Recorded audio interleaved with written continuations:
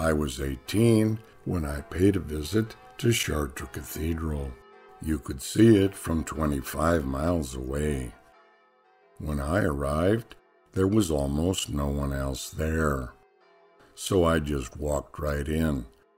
Alone, inside the basilica, it cast a spell on me. Candles flickered in the shadows. There was a strange, mysterious smell in the air. No sound, just a deep silence.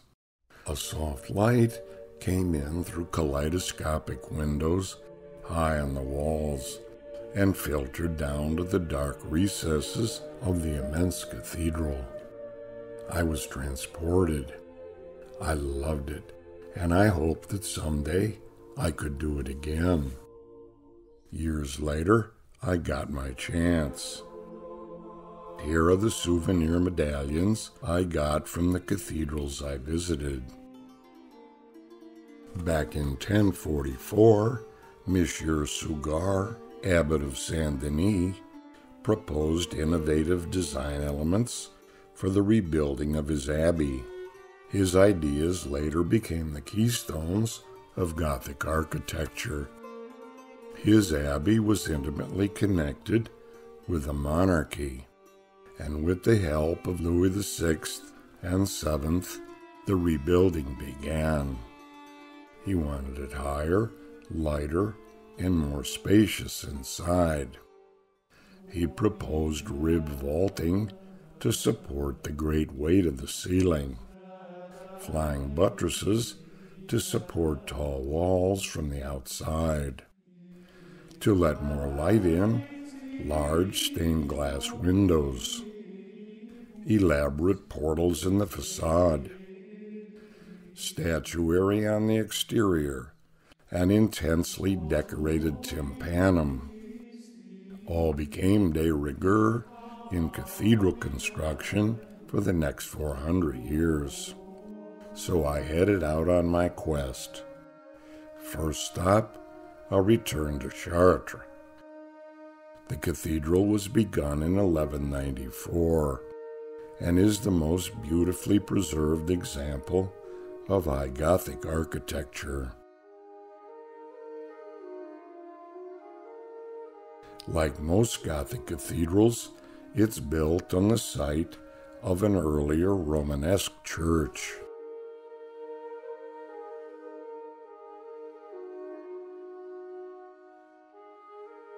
The famous Chartres Labyrinth.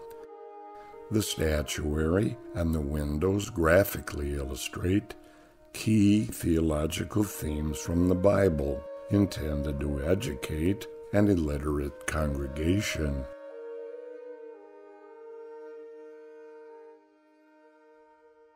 Next, the famous Notre Dame de Paris, with its square tower, a fantastic example of High Gothic style. Begun in 1163, it survived wars, fires, revolts, and angry mobs. It was partially destroyed and plundered during the French Revolution. But after surviving all these desecrations, the fire of 2019 has taken a terrible toll on the iconic structure. The name Gothic was coined by the Italians as a derogatory term during the Renaissance. They compared the architectural style with the brutish Goths that sacked Rome in 410.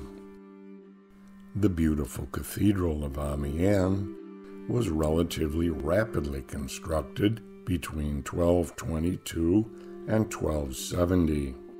It has the purity and architectural unity of High Gothic.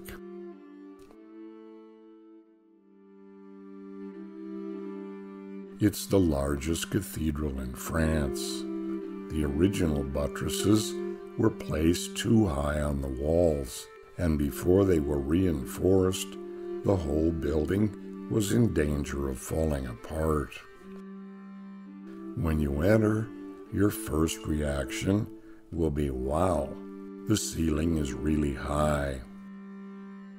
Many of its beautiful windows were removed during World War I for their protection, but the warehouse in which they were housed burned down.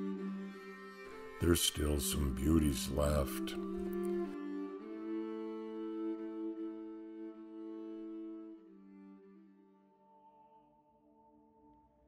It's on to the Cathedral of Reims, noteworthy as the traditional location for the coronation of French kings.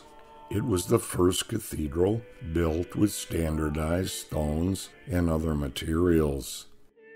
Its construction was intermittently delayed by the usual challenges: fire, lack of finances, and design disputes.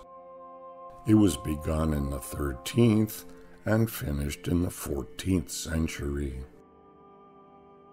The Loan Cathedral is one of the most important and stylistically unified statements of early Gothic. Its construction dates from the 12th to the early 13th century. It's one of the most elaborate and well-preserved of all Gothic French cathedrals.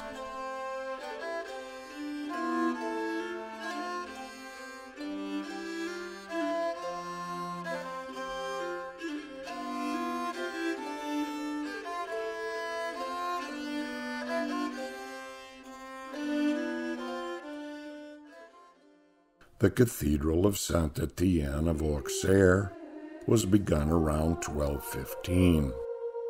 The south tower was never completed.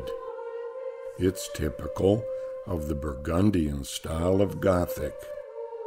With very substantial delays, work continued until the 16th century.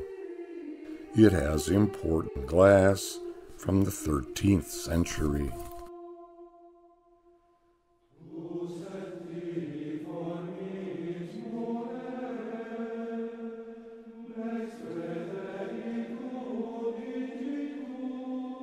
Dedicated to St. Stephen, the Cathedral of Bourges was built around the same time as that in Chartres, 1195 till 1230. It's notable for its great size, unity of its interior design, and the decoration of its portals.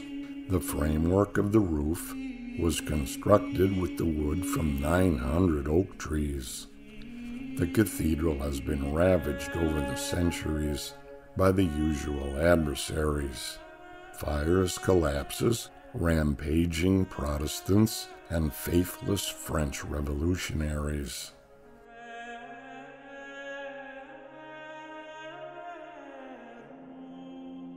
It has wonderful stained glass windows. During the period when these cathedrals were being constructed, there was fierce competition between cities for the bragging rights to the biggest and tallest cathedral.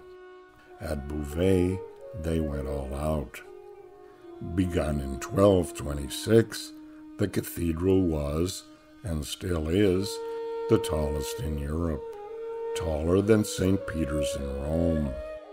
But in 1284, and again in 1573, it suffered major collapses, and today it remains unfinished.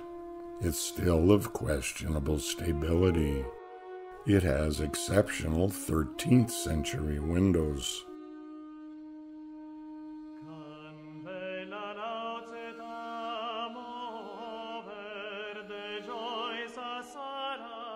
It remains an imposing and magnificent structure. Gothic cathedrals are wondrous relics of another time long ago, but they can still impress today with their mysterious otherworldly ambiance, their soaring monumentality, the beautiful glow of their light, and the stories told in sculpted stone carved wood, and stained glass. You should try and pay a visit if you can.